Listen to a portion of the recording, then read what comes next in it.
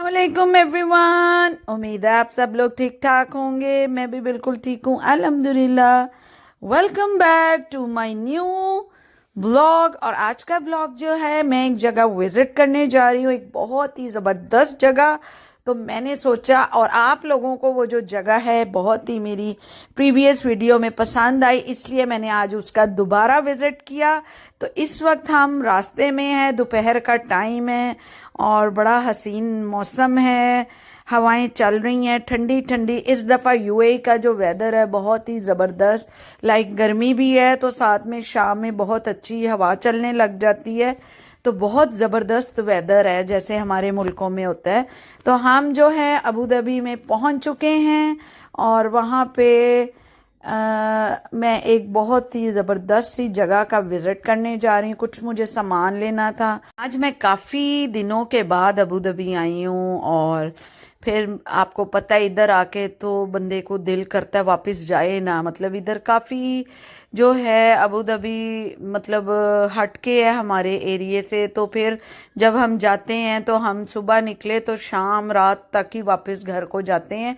Obviously जब आप इतना ट्रैवल करके जाते हो फिर आपको होता है कि हम ये भी काम कर ले, वो भी कर ले और थोड़ा घूम फिर भी लें, इंजॉय भी कर लें।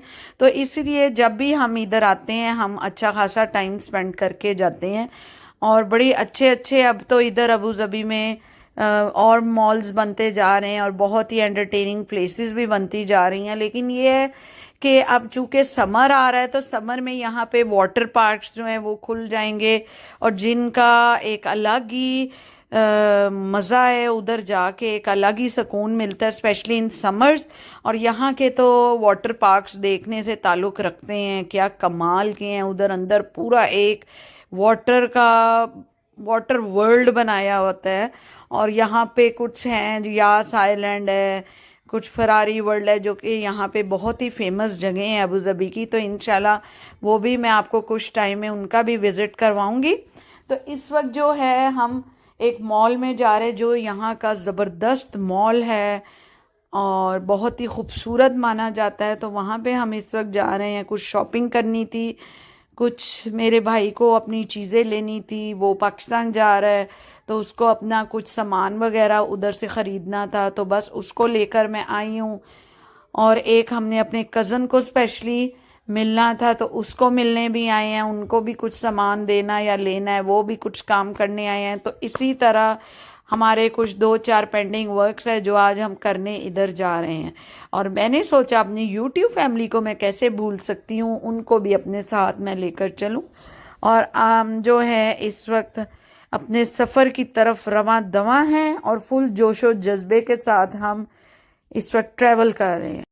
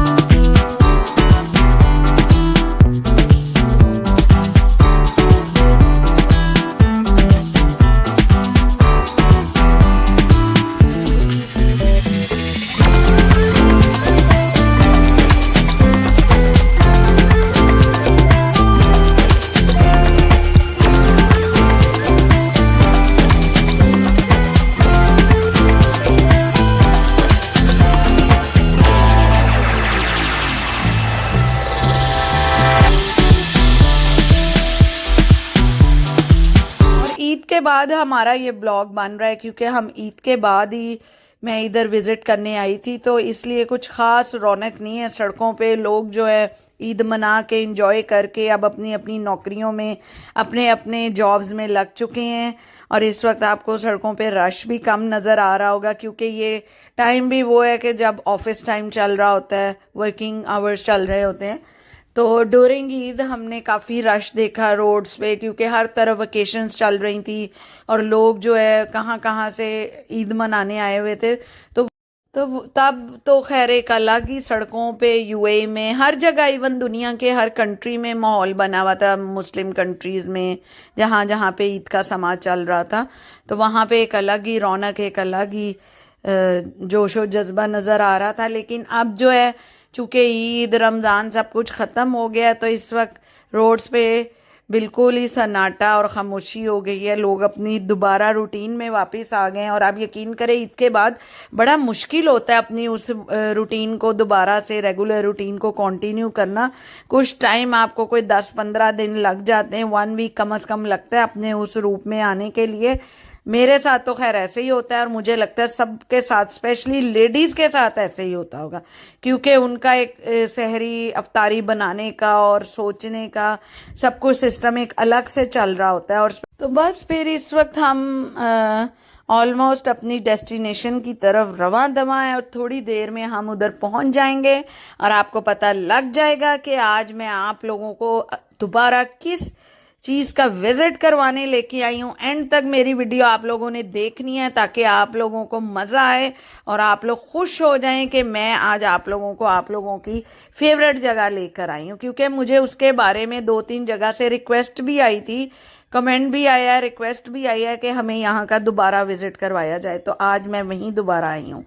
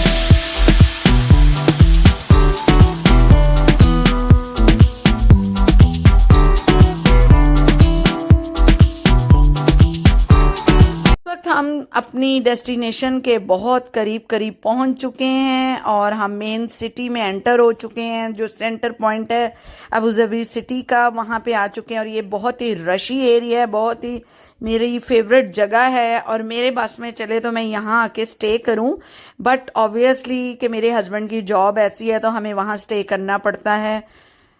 तो इस वक्त जो है हम ऑलमोस्ट अपने मॉल के करीब उसके इर्द गिर्द घूम रहे हैं और थोड़ी देर में हम उस जगह पे पहुंच जाएंगे।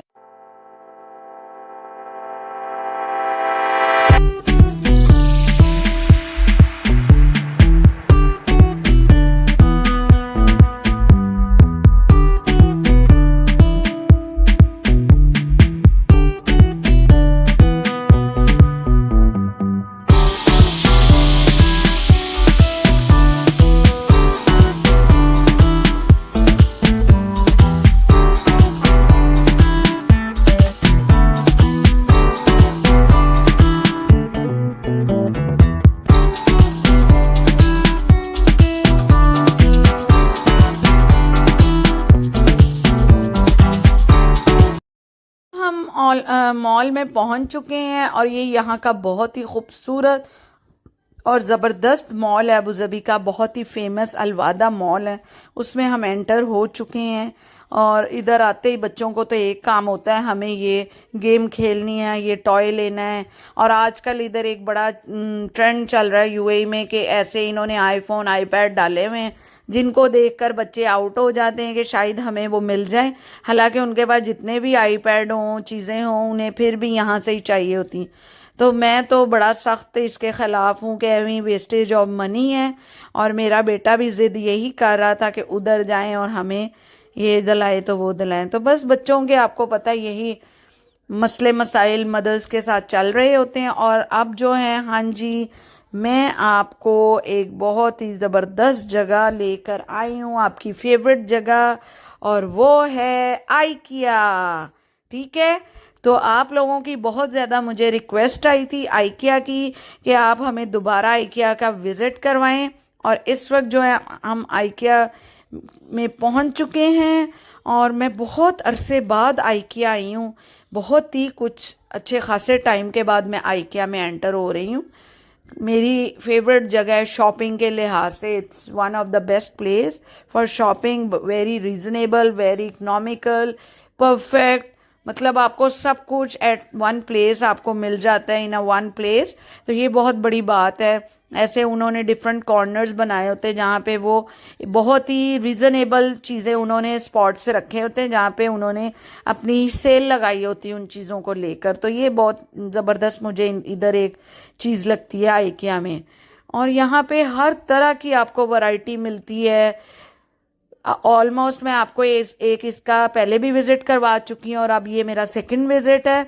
तो यहाँ पे आपको हर तरह की बेडिंग से रिलेटेड, बाथरूम से रिलेटेड, किचन से रिलेटेड, बच्चों से हर तरह की चीज़, इवन खाने पीने का सब कुछ मिलेगा इधर।